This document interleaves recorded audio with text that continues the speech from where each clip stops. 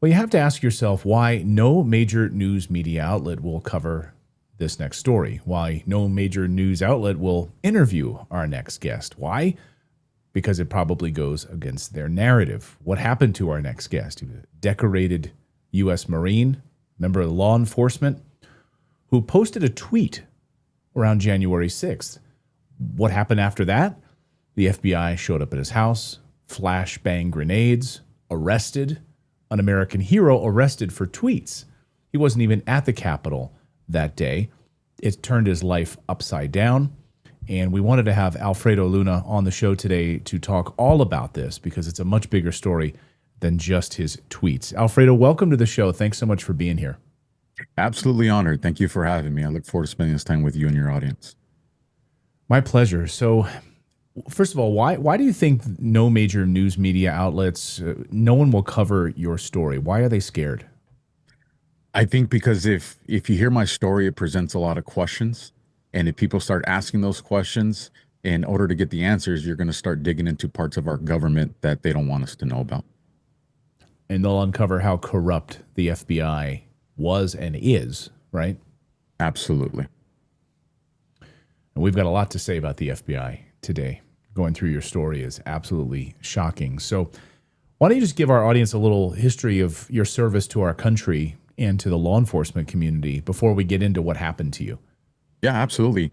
Morning of 9/11, the infamous day that we're all aware of, I saw what happened and I was moved and said, you know what, I want to go and defend my country. And so 2 days later, I was in the recruit. Went that very next day to the recruiting office, but surprisingly enough, it was closed here in Southern California. So 2 days later, I was in a Marine Corps recruiting office, and a few months later, I would be in boot camp. And then in 2003, I would find myself part of the initial push into Iraq as part of a Marine infantry unit. And then after my service in the Marine Corps, wanted to continue on, got into law enforcement, and was in law enforcement for about 14 and a half years. So I think those credentials kind of speak for themselves about your love for this country. When you saw what was happening on, then take me to January 6th. When you saw what was happening on January 6th, first of all, were you at the Capitol that day? I was not. I was home with the newborn. She was about 2 months old, and I watched it on TV like everybody else. Now I was invited to go, and in the story that we shared, the FBI knows this, and I didn't go because one, money and a newborn. It was, I'm in California, going all the way across to the other side of the country, and leaving Mama Bear with a newborn wasn't going to really vote well in my favor if I did that. So I was home watching it on TV. Yeah, we've as husbands and fathers, we all learned that lesson. Like, no, you cancel all travel associated with that. That's never going to go over well. You are there. You've got to be sitting on the couch with the newborn and let Mama get some sleep after everything she's been through, for sure. So you weren't there that day, but what did you tweet? So I wasn't there. I had been following President Trump's run for re-election and the elections like everybody else. I had my suspicions like everybody else about our elections not being what we're told, the corruption that exists. So there was all these concerns surrounding all that stuff. And so when I was watching it on TV on January 6th, I was one of those that kind of subscribed to the idea that Trump is going to drop the truth of what happened in this election to all of us. It's going to be at the last minute. We're going to learn the truth. I was hanging on to that hope. And that was one of my main reasons for watching it that morning. And in that morning, it didn't come. And the next thing I did see was the chaos that was unfolding at the Capitol. Now, coming from my law enforcement background, I was part of the tactical team. I've been a part of operations. I've also planned operations as the lead officer, multiple agencies and jurisdictions, including collaborating with the FBI and ATF and DEA. So I had an understanding of how the preparation that goes in for this. And so as I was watching it before things started to really escalate, I already had a lot of questions on, why the lack of personnel, why the lack of barricades. And I could see what was coming, and I immediately knew our people are getting suckered into something, and this is going to be bad for Trump, and this is going to be bad for America. And then I started seeing the messaging coming out. This is what it's all about. MAGA's extremists. Conservatives are extremists. They want violence. And every part of me knew that there was something synthetic here, whether it be one entity or multiple, whether it's Antifa and BLM and the FBI or all of them.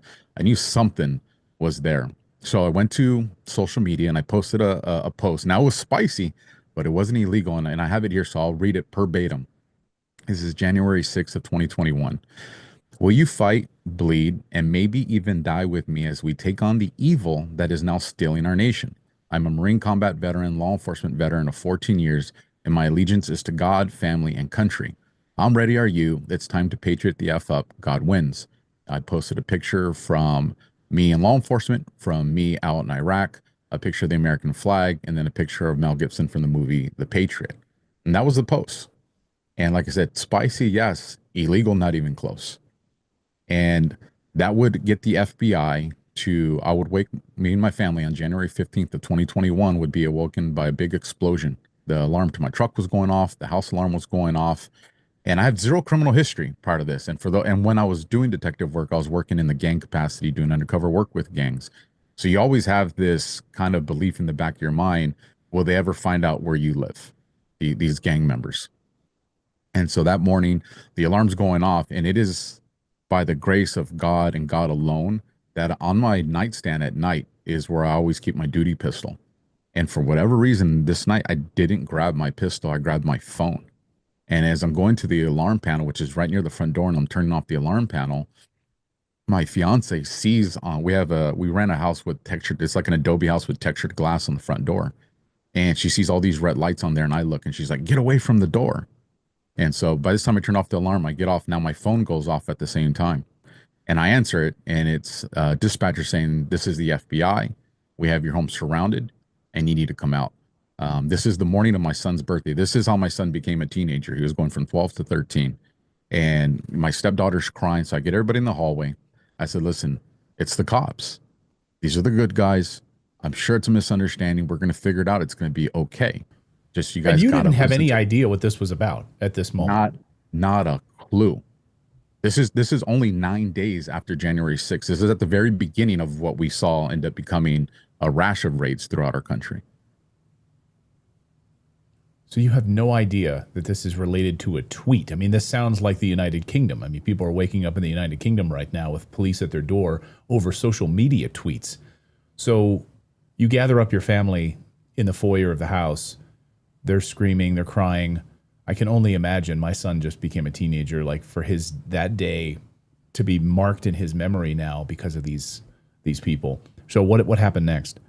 Yeah, and the reason my initial belief was this has to be a mistake is because I've been a part of these kind of search warrant deployments, a dynamic raid, and you save that for like the most dangerous, especially with flashbangs and stuff like that. Like there's a lot of stuff that goes into play before you actually deploy a flashbang, and so I tell them, sit here. I put my AirPod in, and I tell the dispatcher, I go, I'm speaking to you on an AirPod. There's nothing in my hands. I go, there's one adult female. I go, there's two teenagers and a newborn that's in our house, and there's no pets. So I give them all the stuff that I would want if I was on the other end of that door. I open the door, and there's an armored Bearcat, which is the big armored SWAT vehicle. It's in my lawn on the front, and all the lights are now pointed on my chest. And they start giving me the commands, and I'm following the commands. I walk out, and they tell me turn around, put my hands on my head, which I do. And I hear that famous click, click, click, click as the handcuffs get put on my wrist. And this is the first time in my entire life that I'm having handcuffs being put on me. And this is not training. This is real. I'm no longer free. And granted, it's Southern California. It's early January. This was probably about 5 in the morning, but it's still freezing cold out here. And so they Right. sit me on the curve. And then the worst part of this entire thing is what happens next. And I have to see my family one by one come out with guns pointed at them. And like I said, I've been in combat, I've been in law enforcement, I've been in shootings, and I know how it was very scary for me with all the experience that I had knowing, because you're always curious, is there a rookie that's on this team, or is this a guy's first raid? Like these are the things that kind of at least went through my head. And I can only imagine what my family, who are just normal people, just regular civilians, and they're looking at all this being pointed at them, and to see them go through that. And then the worst part from that, if that wasn't bad enough, is I see my fiance and my kids sitting across the street, and she's asking for the baby because we had a newborn. She was 2 months at the time, and they won't let her go in there. And so I'm telling the operator that's, watching over me, I'm like, look, it's a small house. I go, and it's cold. I go, we don't have a whole lot in there. Just go secure the living room and take my family inside so she could be with the baby. Because, like I said, I've been a part of this, and they wouldn't do it. And because I told them it was cold, and this part really upset me, and I had to keep my composure because I'm smart enough to know what's going on. Is when I told them it's cold, they go and bring me one of those foil blankets to put around me while I'm looking at my family across the street who's still in their pajamas freezing. So it was almost like it made it look like I was trying to take care of myself instead of them. And so I was out there for quite some time. I'm asking for the search warrant dozens of times. They don't give it to me. And they start to go and search my house while my newborn's in there and my family's still outside. Asleep in a crib. Yeah. And at this point, you still don't know what this is about. Did you ask anybody why? What is happening here? Did you have any idea at this point? I still did not know. I asked because the first thing you always want to do is you want to ask for the search warrant. And I asked, and they said, "Hey, the agents will give it to you. The agents will give it to you." Now, at this time, I know the FBI is involved because I can see the markings now from where I'm at. It wasn't until the sun starts to come up, so it was probably the late 7 o'clock hour, if not maybe closer to 8 o'clock. They take my family inside the house, and they take me to the back of my house through the side yard, and they sit me on my back patio. And that's when the two Joint Terrorism Task Force officers, Special Agent Enrique Armenta, and then Joint Terrorism Task Force detective from Rialto Police Department, John Candias. Now, as they sit down in the chairs, I'm still handcuffed, and they have one of the guys unhandcuff me. He opens up this black leather bifold, and as he's opening it, because I'm looking, and I see screenshots of my Twitter account. And I remember thinking, if this is about my social media, I'm pissed. And so he sees me seeing, he's like, we want to talk. He goes, we want to talk to you about you putting out potentially violent stuff out on the internet. And I said, look, man, one, I want my attorney. And two, I don't put anything out that's violent. I go, you guys know my background because I know what they have to do a search warrant. They know everything about me. I go, there's nothing in my background or on my social media that's violent.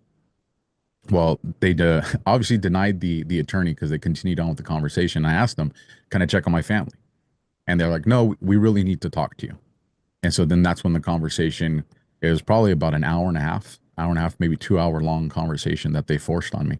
And what I tell everybody, probably the two, for me, obviously the whole conversation is important, but if I'm, for America that's listening, two things that they asked me and I've been part of thousands of interviews in my career, and I've never asked this to anybody, not a victim, not a suspect, not a witness, nothing. They said, what political party are you registered with? And then the following question is, and who did you vote for president? And so when I was hearing, because remember, this is January 15th of 2021. And so over the course of the next few months, when I keep hearing that, because now we're seeing raids happen all over the country, it's not political. It's not political. I'm like, there's a recorded conversation of them literally asking me what party I'm with and who I voted for. How are you going to tell us that it's not political? Right. This is like, this is literally like 1939 Germany types of questions that you're getting from our from our FBI. It is. And, in the conversation, I was caught off guard. So it was mostly dictated by them. But, I did interject some comments in there from time to time. And what I could tell is, because again, I've been, I have the training for this, doing the good cop, the bad cop thing. But even then, like they weren't even doing the good cop part white. And the entire time, anytime Trump's name got brought up, it was very, hard opinions that they had. And I'm sitting there thinking, like, you're supposed to be more professional than me. Like, you're the effing FBI. Like, you're the highest standard of law enforcement. And you guys are sitting here conducting an interview that's completely unprofessional. Like, that's what I'm thinking this entire time. And so when they finally got to the point where they're like, well, your social media got reported to us by a confidential informant. And I'm thinking, like, it's social media, what? And they go on to the post that I read for you guys. So I explained to them that I'm like, no, I'm pissed. I go, but I didn't say attack the government. I didn't formulate any plans. Like, there's a series of things that we have to check the box before something that's written or said becomes a threat. And none of that stuff applied here. And there's one point in the interview where John Candius, which he's the California cop, because this is how they get jurisdiction, by having, state cops with the task force teams. And he makes a statement. He goes, "Well, you just know how to post without getting in trouble." Now, for me, that's one of the most important statements, when we go into these counter lawsuits that we're going to deploy, because when he made that statement, for those that don't understand, he's acknowledging that he knew that my post didn't reach the threshold of probable cause, let alone a crime. And when we Right. go when we go into a judge's chambers, we give him the search warrant. The judge reviews it. If he has any questions for us, we'll go through it to make sure everybody understands the scope of this warrant. And then you raise your right hand in that judge's chambers, and he'll ask you, "Is everything in this document true and accurate to the best of your knowledge?" And we say yes. Now, when Candius went and said yes to that, he committed perjury, because he already knew that my post didn't meet that threshold. The second part was, and I'll get more into it, but I want to get to it here. Is there was a post that I had put out about 2 days before they got the search warrant signed, and about 3 days before they raided my home. There was a post going around, and it had the Statue of Liberty. It was a red banner, it had yellow stars on it, and it was telling everybody to go to the nation's capital or the state capital and to go armed. And I had reposted that and told everybody, absolutely don't do this. This is either a BLM trap or an Antifa trap. Like, you do not want to do this. Right. So I mentioned it So to you were him. I go, telling people, don't bring your guns and go to the state capitol. Don't go to the nation's capital with guns. Like, that's a mistake. Don't do that. You're telling people to absolutely. stand down. So I told both of these guys, I said, how'd you, because remember, well, let me rewind. People don't know. Part of my background is, in the state of California, I am still considered an expert in gangs and search warrants. This is what I testified to when I go to court. And so I asked them, how did you get a judge to sign this search warrant that I'm trying to get people to enact violence against the government? I go, and I literally just posted a few days saying to the contrary.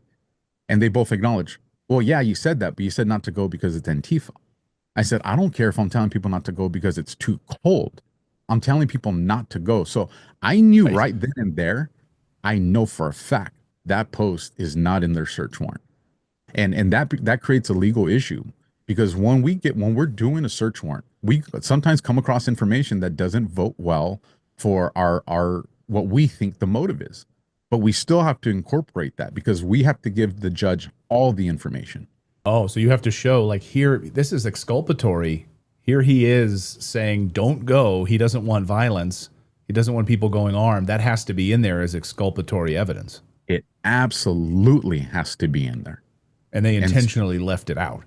and they intentionally left it out. Now, at the time, my suspicion is that they left it out, but I knew without a doubt, if a judge saw that post, there's no way a judge signs this warrant. It's not going to happen. And I'll come back to that part. So ultimately, they served me a notice in California. We're a red flag state. It's a gun violence protective order. And so they said, well, we're taking all your firearms from you, and you have to go to court on this date to get them. At the time, I was a canine explosive handler. I was doing that as a contractor. And I said, hey, well, you guys aren't taking any of my explosive aids or anything like that, which is they're just odors for my dog. And they're like, yeah, you don't have permission to have that stuff. Now, this raised a big red flag for me, Clayton, because I was like, well, one, we have to get authorization from ATF to have these odors. And two, I have my certificate with my odors that I carry in my truck. And so I told him, I go, no, that's inaccurate. I go, if you go to my truck in my glove box, I go, because I'm a Marine, I still have the OCD where I can tell you how much changes in my center console. I go, if you go to my glove box and you reach under the manual of the insurance, you're going to find a plastic insert there, and my ATF certification is in there. You can grab that. They come back and they go, we can't find it. And I'm thinking, okay, now I see what's going on here. And so right before they leave, I asked them, I go, what is it that you Wait a guys minute. want? You thought they stole it, or intentionally? I figured they got rid of it. Whatever means they did, they got rid of it, because I know absolutely that it's there, because I'm constantly checking it. So now I get saved by this, because this particular document that we get from ATF actually tells you you're not supposed to make copies of it. And thanks to my mom, the way she raised me, she made copies of everything that you have. So I actually had a scanned copy of that in my phone. But right before they leave, and I'll explain that a little bit further, right before they leave, I asked them, I go, so what do you guys want from me? Like, do you guys want me to shut down my social media or you to delete all this stuff? Like, what do you want that my family doesn't go through this anymore? And so Enrique Armento, who's the FBI guy, says, he goes, well, you're not a bad guy. He goes, but this is your chance to take the off ramp. He goes, the stuff that you're posting against the government, he goes, that stuff's dangerous and you shouldn't be doing it. And I remember at the time, because I just, what I just went through, my family went through, I'm thinking, like, well, maybe I should listen. Maybe I shouldn't do this. Like, that's my immediate thought, just because of what I saw my family subjected to. So they leave and they give me a property receipt for everything. They take all my guns, all my ammunition, like everything. Client, I want to make sure I mention something that's really important. On the declaration for the walkthrough arrest warrant, this is dated January 19th of 2021, the day before they arrested me. This is the opening line of that document. Luna Jr.'s behavior is consistent with pre-incident indicators of extreme violence. This is pre-crime. Minority Report. Like, so your behavior, your tweets, is consistent with with aggressive behavior. It's okay. It's pre-crime. If the threshold is pre-crime, give me 100 cops and I can get rid of gang violence in this country in 2 weeks. That's not the way we operate. It's either you have probable cause or you don't. Pre-crime, pre-incident indicators, that's not probable cause. Well, Palantir certainly is lining that up. So this is the future of the United States of America, is pre-crime and analyzing all of this data. They'll have all of this information, so they'll be showing up at our doors just like in the UK. This is terrifying. So I get on the phone with my attorney, same one that was representing me with my agency. So I've known them for quite some years. And I said, hey, this is what just happened. I go, I need your help. I go, but here's also what happened. I go, I have a certificate for my explosive voters from the ATF, and they're saying that I don't have permission for that. I go, so I don't want them to do a follow-up with charges for that stuff. I go, but I have a copy of it and I'll send it to you. And so I sent it to her and she goes, and send it to a couple other people besides me. She goes, that way quite a few of us have it. So I said, okay. So over the course of the next few days, she's communicating with the special agent, the JTTF guys, and she tells me that she sends them this. So I'm like, okay, cool. So now pretty much all my worry drops, because that was the only real concern I had, that they're not going to be able to find this. 5 days later, I'm working at the school district. I'm doing the gang thing for the school now because of a whole other issue that happened with my former agency. And one of my partners calls me and he goes, hey, man, 200 covers just pulled me over while I was leaving the district office, and they're asking where you're at.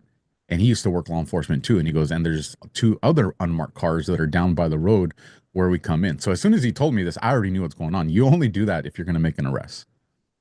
And so now I'm thinking, because I'm still thinking it's about these orders, and I'm like, we proved to them, we sent them the information. And so I called my boss. I said, hey, man, this is what's going down. I think this is what's about to happen. I don't want to get arrested in the school's uniform and humiliate the school like that. I'm going to go home, change into civilian stuff, give my family my credit card and the numbers and all that stuff. And then I'm going to come back here and I'm going to have to deal with this. And he goes, I'll go with you. So I said, okay. And I've known him for years. So as I'm at home changing, family's crying now because they understand what's coming on. I prepped them for this. We get another call from my same partner. He goes, hey, they pulled me over again. They want to know where you're at. I go, just tell them that I'll be there in a few minutes, that I know that they're there. So he says, okay. So I end up meeting them in front of the school district. It's Palm Springs Police Department. So guys that I've worked with for years, and the same FBI agents that raided my home. So the sergeant's coming up to me, a good guy, I've known him for years from Palm Springs. And he's like, hey, you know what's going on? I said, yeah, this is about my social media. And they go, and it has to do with my canine stuff. And he goes, no. He goes, they have an arrest warrant for you for a weapons violation. I'm like, no, this is my social media. And he goes, no. And what I end up, the agent sees that me and the sergeant are talking, and I think that made him uncomfortable. So he immediately makes a beeline. He comes over, interrupts, tells me I'm under arrested. And he tells me it's California Penal Code. So it was a state charge that they hit me with, California Penal Code 30605, which is possession of an assault rifle. Well, I only have one quote unquote assault rifle, and it's my old patrol rifle from law enforcement. And so I'm like, what's the bail on this? And he goes, it's $250,000, 250,000. So I go, what other charges are there? And he goes, no, it's just this one charge. So I know from my background, a charge like that should only be between $20,000 and $35,000. And so when he told me $250,000, I knew right then and there they did what's called a bail enhancement. And we reserved that stuff for like the most extreme cases, like somebody that if they get out, they're going to kill someone. like, or domestic violence is one where we would probably use it a little bit more often. And so I knew they did that. So now they're telling me, "Well, which jail do you want us to take you to? The Larry D. Smith Correctional or the India one?" And I'm like, I have active homicide suspects at both those jails. Like I go, it doesn't matter which one you take me to. I'm not safe at either one.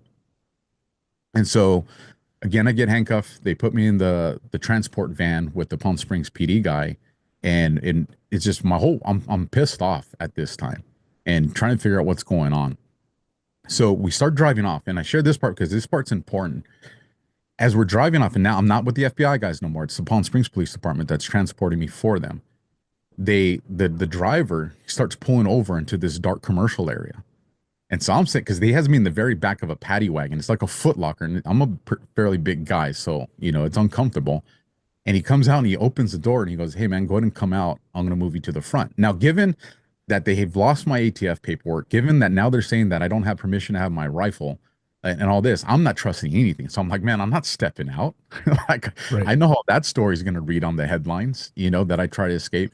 And he goes, "No, man." He goes, "I talked to the sergeant and these guys think it's not cool what's happening to you. And the sergeant told me that when I got out from the scene to move your cuffs to the front and bring you to the front."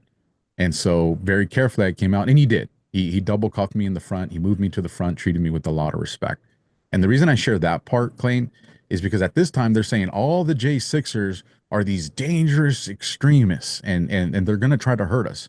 Well, if that's the case, why do you have a law enforcement agency that the guy's by himself, the young kid, go and unhandcuff me with no other cops around and pull the front? It's because even they weren't buying the narrative that was Right. being shared. So then it gets crazier. So now we show up to the jail. And I'm thinking, well, this is where California is going to benefit me because it's a single weapons charge. It's a nonviolent offense. And in California, our jails are full. So there's a thing called Fed kick. Because all they're going to do is they'll take my picture, they'll fingerprint me, and then they'll kick me out with the court date. That's what is going to happen here. I'm 100% certain. And so when we get there, they got to shut the jail down because of what I used to do as work. And they finally address, and I tell the sarge, I go, "Hey, I'm going to get Fed kicked on this, right?" And he goes, "Well, we're trying to figure something out." And so about 20, 30 minutes pass, and all of a sudden I see the orange Riverside County inmate jumpsuit coming out. And I'm like, what? This is obviously nothing standard that's happening. So I end up changing over. I have to get naked in front of people I used to work with. I put on this jumpsuit and we start walking down the hallway. And I kind of had an idea where we're going because I've been there to interview inmates. But then we turned down another hallway that I've never been down. So now I'm trying to figure out what's going on. Well, ultimately, they put me in a solitary confinement cell. And What? and the whole entire time I've been cooperative. And so now they have me, because I figured they were probably going to put me in like the protective custody unit because of my job. That's what I was expecting. That's normally what you would do. But no, they actually put me in solitary confinement. So I'm sitting there in this room that's 8 feet by 11. And I just remember that night I couldn't sleep. I get down on my knees and I just prayed. And I said, "I don't know why this is happening. If there's anyone that's going to get me out, it's my God." And the next day I find out that I'm being bailed out. Now, what happened during this night, this is what confirmed me that I knew I was not going to be fighting a fair fight. That night, my mom, my fiance, they had got a hold of my attorney and they were able to secure the money for bail bonds. My mom put her house up as collateral. So they called the jail, and this all happened within an hour of me being arrested. They were very fast at getting this done. And they told the jail, "Hey, don't book him as a keeper because we have bail for him." And the jail said, "Well, you can't bail him out because there's a parole hold." So my attorney, she's worked with law enforcement for probably 2 decades now, she's like, "What are you talking about? He's never been arrested in his life." And so just so the audience understands a parole hold, this is what has to happen for someone to have a parole hold. You have to go commit a felony crime, get arrested, go to court, get found guilty, get sentenced to prison, go to prison, then get released from prison out early on parole. And then while you're on parole, do something that violates that parole. And then they put a parole hold on you.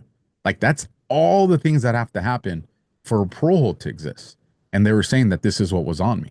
Well, later on in the night, they contact my attorney and they were like, "Oh, it was a clerical error." And we knew right then and then, because I have a lot of friends that work in the jail systems, that I asked, "Have you ever seen this?" Because I haven't. They're like, "No." So I knew what they did was they wanted to make sure that the only way that I was going to get out of custody was to come up with the bail money. And that's what they accomplished. And so that's the initial thing that happened. So from that point on, now it's the legal fight to take place. And so back to the rifle they arrested me for. We showed every interview that I've gone on. I brought up paperwork. I'll grab it now to show your audience too. It's the Cathedral City Police Department paperwork. It's the agency I worked for. Has the serial number signed by the chief. Has the letter addressing it being sent to the DOJ. Like it's all the paperwork for this rifle that they said doesn't exist. So the same thing that they were saying about the explosive stuff, they were now saying about the rifle. And so now I'm pissed. I'm just like, and my attorneys were good. And we start requesting all the information that we need. We start requesting the search warrant, everything that you've heard from every other J6 case that was out there. And of course, mine was a unique circumstance because at the time I was the only J6 case from someone that wasn't even at the Capitol when this happened, but they used the same FBI case number, docket numbers for this investigation. So now we fast forward to August 4th of 2021. They show up to my house unannounced again. This time, not a warrant. It's in the early, it's probably like 9 in the morning. But they didn't contact my attorneys and they didn't contact me. And so when I asked them, what are you guys doing here? They're like, oh, we're here to return your electronic equipment. Now, this immediately spiked my suspicions because in all the years that I've been working, I've never once returned evidence to a suspect. I've never returned evidence to a victim or a witness. Usually the technicians will call them and say, hey, come down to the station, make an appointment, bring forms of ID, and they're the ones that return it. So the fact that they were doing this, I already knew that, all right, this is outside the scope of the way you normally respond. So I suspected that there was probably another motive. Well, what's significant about August 4th is that's the date of my partner that died in front of me. And his name's Officer Jermaine Gibson. And why this is important is when you go back to the day that they raided my home, one of the last things that they said before they left, that John Candias, because he works from Rialto, my partner used to work at Rialto. He goes, hey, I know you worked with Jermaine, and I know that, you guys weren't able to save him. Knowing like, and the way he died, this is why it's important. I watched my partner burn alive in front of me. He crashed his police car and we couldn't get him out. And they know the way that affected me and two other officers and in the year that followed that. And so on August the 4th, they know that I historically, on the date of his death and his birthday, I would put something out on social media. Well, when they did the gun violence protective order, part of that is you have to show that somebody has, there's a mental incapacity. There's something about them that's not right. And it's why they're unsafe to have a weapon. They showed up on that day because they were probably hoping that I would be emotional or distraught, something to support the affidavit that they filled out to take away my weapons. And obviously they didn't. So I took this opportunity to ask what I think is one of the most important questions that I asked in this entire thing. I said, you guys realize, because this is all happening outside the front door of my house. I go, you realize that the American people do not trust the FBI anymore. And Armenta says, well, why do you say that? And I said, well, you just had Director Wray a few days ago go out and make a statement that he hasn't seen any evidence of Antifa or BLM being at January 6th. I go, and everybody with a phone or a tablet has at a minimum seen John Sullivan on there. I go, so he lied. And so it's me, and then it's Armenta facing me, and then it's Candia standing behind him. And Armenta makes this statement. He goes, well, of course he said that. He can't say something that would help Trump. So even his partner behind him kind of tilts his head like, bro, what'd you say? And just so people understand, what he's saying is it's okay to commit perjury under oath so long as you're not helping the other person in this case, President Trump. And so they give me my electronic equipment, and I immediately get on the phone with somebody and I have them record the conversation so it's fresh in my mind. And then I call my attorney and I tell him, my attorney's pissed. He's like, why'd you let them come? I said, dude, it was unannounced. I didn't know they were coming. He goes, well, they didn't call me, which that's a whole other prosecutorial misconduct that's going on. But I told him, I go, you need to get that audio from the conversation we just had. And I told him what was said. He goes, okay, I'll start working on that. From that point until December of 2021, he is messaging them or contacting them in some form, asking for that audio almost every 2 weeks. They ignore them. Meaning that they probably had a body cam. They're filming it. Everything they're doing, they're filming. But so you're asking for that film, that video, that audio. Yeah, at a minimum, I know that there's audio of that because there's no way. I mean, they're the ones that claim that this is the biggest investigation in our country's history. You're not going to the home of an alleged suspect and not recording it, just like they recorded the first conversation. So in December, we do two things. We do a motion to request an in-camera hearing for the alleged informant that they told us about. And by this time, they've given us only 8 pages of the warrant.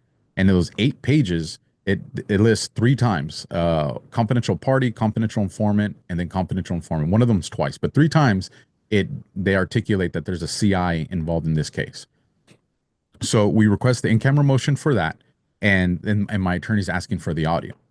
So the attorney, the deputy attorney that's handling it from Riverside County at that time, comes and he meets us outside, and he meets my attorney, and he goes, "Hey, we don't have to do the in-camera hearing for the confidential informant." And he's just like, "How we don't?" He goes, "Absolutely, we're going to do that." He goes, "No, the agents contacted me. There was a mistake." He goes, "There is no confidential informant." He goes, "They meant to write anonymous party." Now, the reason this is so important is, again, I'm an expert in search warrants. If I start that warrant they did on me and I write anonymous party and I go into a judge's chambers with that, the judge is going to ask us 1,000 questions, as he should, because there's so many motives. It could be an ex-employee, an ex-boss, a neighbor, a broken relationship. There's so many motives for an anonymous party. And that's why we just don't do it, because it's just, you're not going to get it approved. Now, the opposite, if you go to a judge and you're telling the judge that this information was extracted from a CI, the judge weighs that very heavy because he knows confidential informant. Yeah. Yeah. Someone who's on the inside who knows. Right. They weigh that they give that a lot of weight. And so it's either you lied then to the judge to get the judge to approve this warrant, or you're lying now to protect who could potentially be that informant, because it would establish motive. So that part, we're dealing with that. The second part is they say, and there is no audio. The agents told me that they didn't record that conversation that day. Right. Okay. And that's kind of my attitude. So now we can kind of fast forward through this whole entire thing. So there's two cases going on at the time. There's the criminal charge for the weapon and the civil charge for the gun violence protective order where they took my guns. And so every time we go to court and we're requesting a motion, it's denied, it's denied, it's denied, it's denied. And there's even one point, and this is one of the scary things that I learned in this it's a red flag loophole. And I didn't even know about this working in law enforcement. We had told the judge, well, if there is no confidential informant and they left out all this exculpatory information, then this warrant needs to be quashed or get rid of, would be like the street jargon for that. And the judge says, he goes, "I understand that." He goes, "But since they got a gun violence protective order first, I would have always approved the following criminal order because that already existed."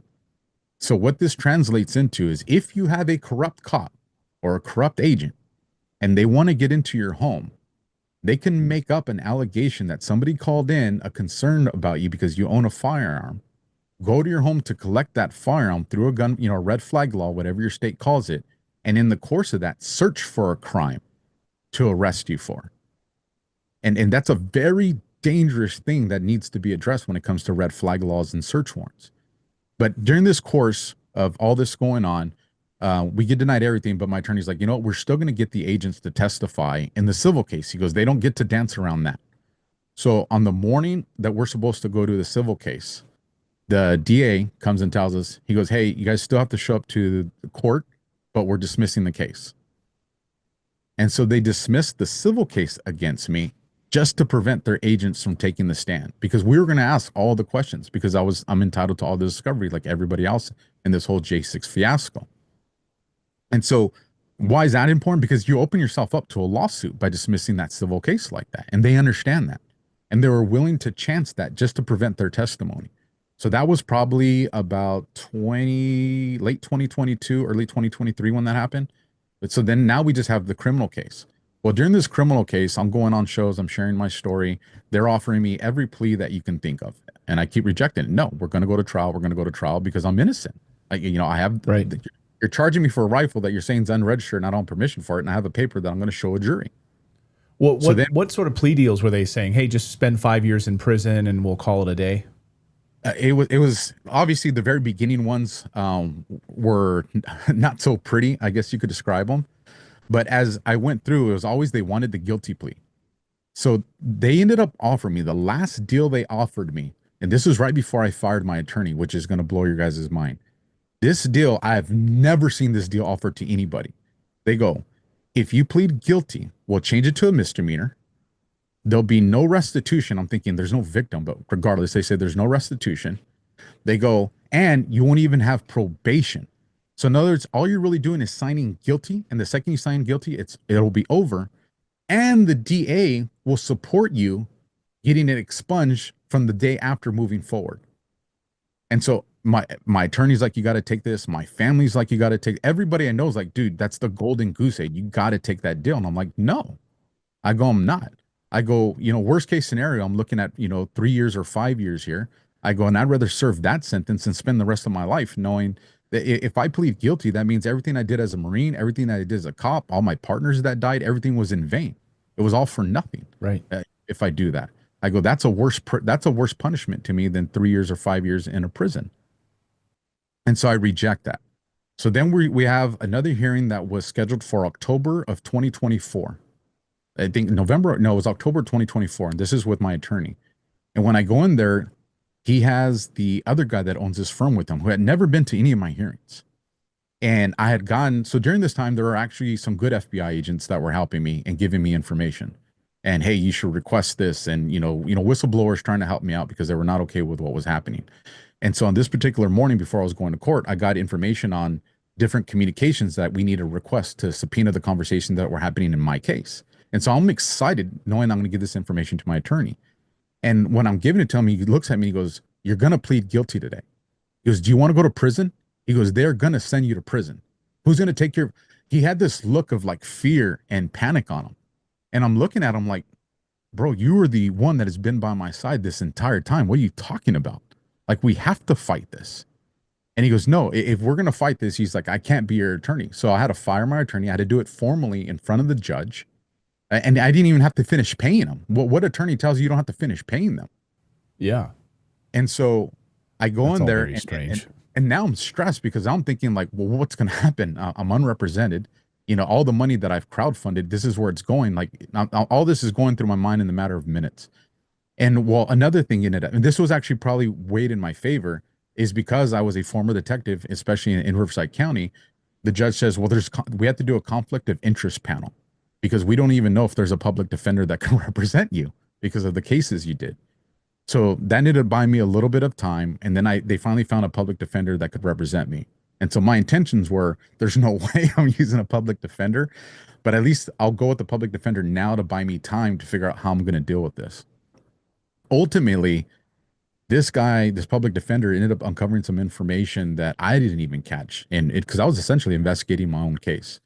And so I was like, well, let's just stick with him just to see how this goes. So now we get into January 13th of 2025 this year. And I go into So you've court been dealing with this for 4 years. for 4 years from a social media post. Okay, go on. Sorry. from just a social media post, no criminal history prior to that. And just to put people in perspective, well, I'll share this part and then I'll go to that. It'll make more sense. We're going to go to trial. And I remember I'm stressed because I didn't even tell my family, but I was already making arrangements that if I'm found guilty, because what we learned was a lot of the stuff that we were requesting in motions was not going to be able to be showed to the jury because the prosecution was going to object to it, saying, this has already been dealt with in closed hearings. And so I was thinking, well, if a jury doesn't get to hear these things, I don't stand a fighting chance outside of just this one document. So anyways, I said, well, we're fighting for the appeal. I go, because we know President Trump won. And, while I'm serving my sentence, at least we can fight for the appeal. And so we show up that morning. I knew the trial would probably be somewhere between 4 and 5 days. And the public defender calls me and he goes, "Hey, get here as fast as you can. They're dropping your case." I go, he goes, "I think they're dropping your case." I said, "Listen, man, there's a big difference between think and they are." I go, "I'm on my way there already." So by the time I get there, he meets with me. He goes, "Dude, they're dropping your case." He goes, "You're going to walk in this courtroom and they're dropping." This is 7 days before Trump's inauguration. And so he tells me, he goes, I got to tell you that if you can refuse it. And I'm like, "No, dude, this is my miracle." Like, absolutely. So we go in there and they drop the case. Now, one of the things that I told them is, I go, when they drop the case, make sure you request the judge to give me a court order to get back my firearms, my ammunition, all the stuff they took from me, because Rialto PD still has that for the JTTF. And I was trying to save myself time. He's like, "Absolutely." We do it. The judge grants it. So about a week and a half later, I go in, they have that paperwork ready for me, the court order. So now all the case is done. I'm a free man and I'm happy. Now, the one thing I said that I would reference is, for that 4 years that you were talking about, what I didn't realize was, I was like, This is January, and I was making plans to do something with my family for this summer. And I realized at that moment I had never planned something that far out in the last 4 years. I realized that I was living my life between court dates. I would never plan anything beyond the next court date because I didn't know what was going to happen. And I remember Awful. thinking like I can't believe that this is how we've been living. There was Yeah. two more times during that 4 years where a bird hit the back window, at night, set off the alarm, and my stepdaughter comes running, crying into our room because she thought it was the FBI again. And so it was dealing with all these things that had happened. But now it's, I get to move from a defensive posture to an offensive posture because they dismissed the civil case and now they dismissed the criminal case. And I have friends that are in the DA's office, good people. They couldn't prosecute, so they couldn't find a DA from the jurisdiction where I lived that should have handled it. So they actually had to go to a far end of Riverside County to get a DA to prosecute me. So what I ended up learning after the fact is why the case was dismissed. And I was this, which my suspicions were accurate on why it was. And I'll share one of the reasons because the other stuff I want to save for these lawsuits that we're going to do. But there was an issue with the warrant, the search warrant. And the reason I don't mind sharing that is because I kind of already shared that in this story. And so now I go to Rialto PD. So also during this time in 2020, early 2024, the officer that works for Rialto, John Candias, that was attached to this team, he's the one that signed these documents, retires from Rialto PD.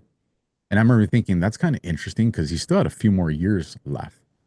And yeah, I don't know. I can't say I know why, but I have my suspicions that they saw that I wasn't going away. And every time I went on an interview, I said, I'm going to sue you guys and hold you guys accountable. Like you guys are going to answer for the things that you did because there's so much, it would take hours to cover every detail. So I go to Rialto PD. I have a court order and I say, hey, I'm here to pick up my firearms, my ammunition, and all the stuff. And so the lady comes back, and I'm going to shorten this story up in the interest of time.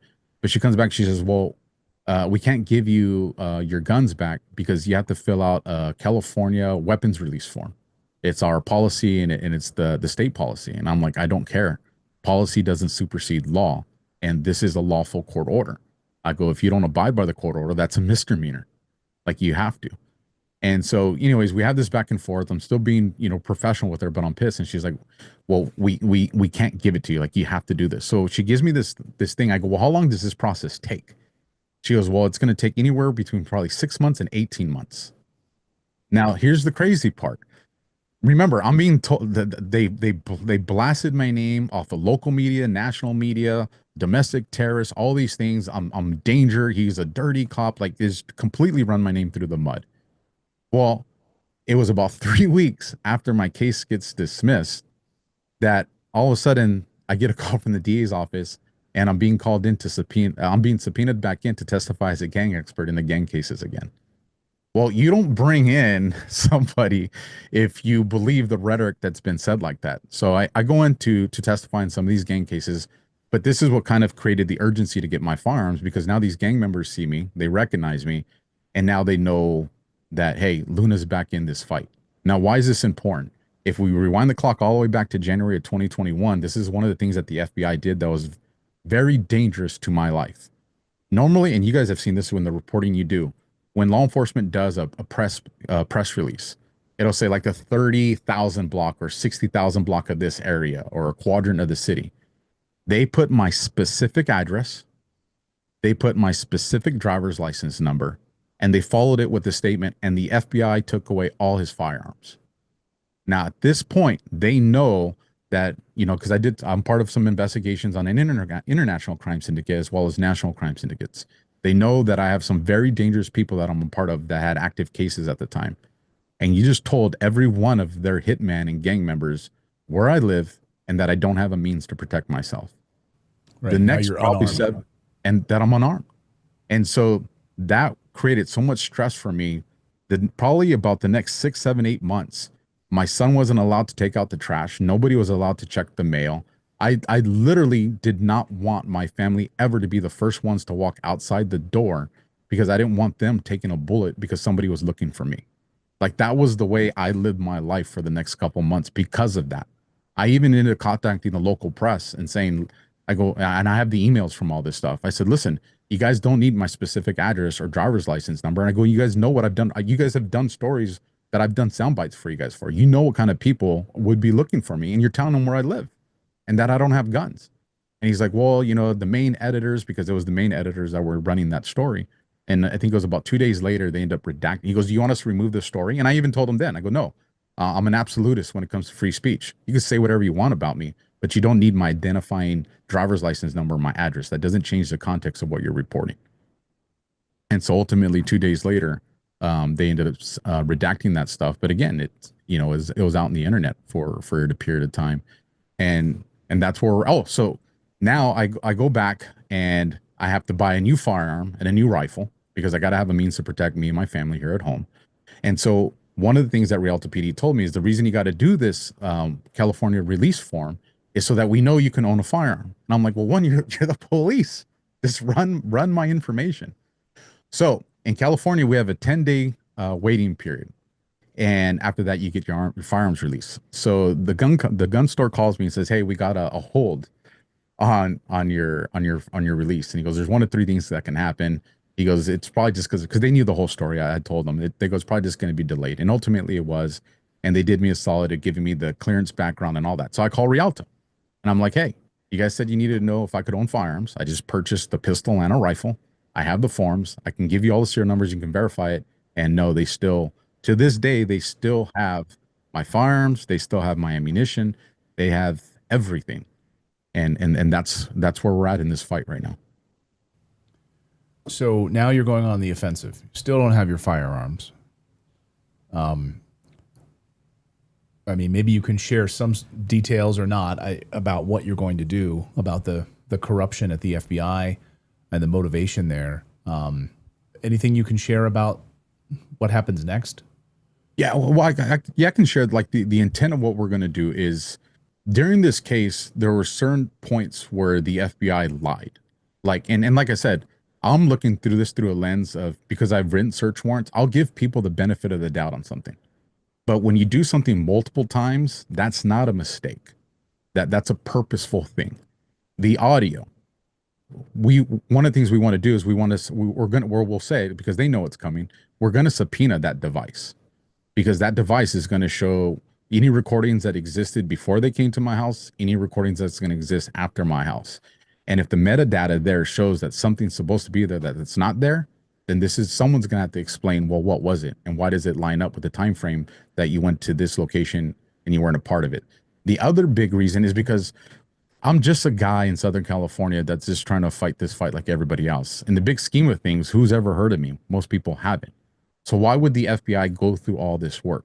Well, what I ended up finding out is the special agent that's in charge of my case was in charge of one of the most important cases surrounding J6.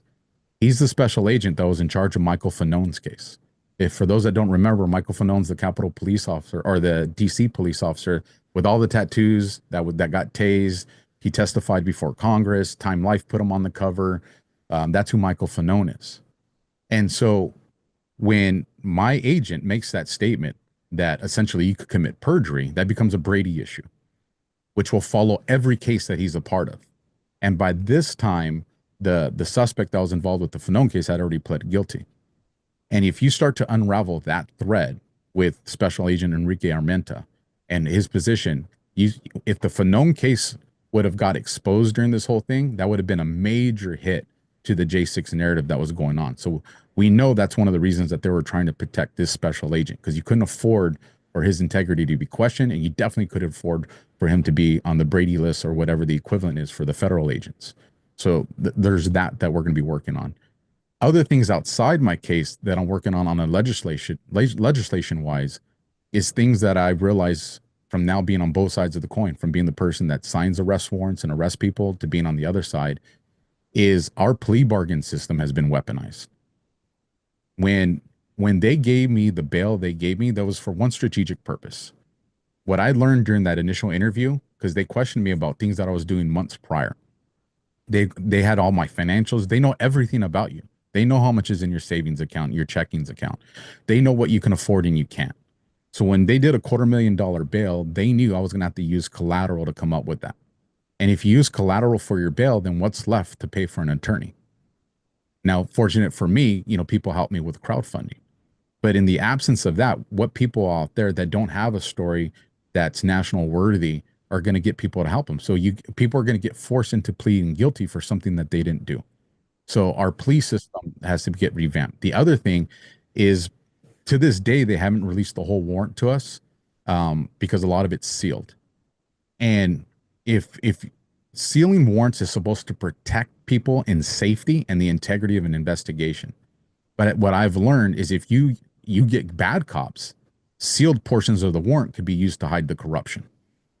And this fact that warrants could be sealed for years is unnecessary. You can give warrants an 18-month end date. So the second you request the seal, at the end of 18 months, that thing's coming unsealed, regardless of what's going on. That's plenty of time for cases that are out there, and you can make small exceptions, anomalies for things like RICO cases that may take a few years. But outside of that, this will help protect us, the public, from law enforcement weaponizing sealing search warrants. So, and one of the things that I want to do in this lawsuit is expose how they were trying to hide corruption through these different apparatuses that they could use. So that will be exposed. So, Well, I love it, and I think you're absolutely right on those points, especially the sealed warrants issue, and the weaponization, absolutely, of these plea deals.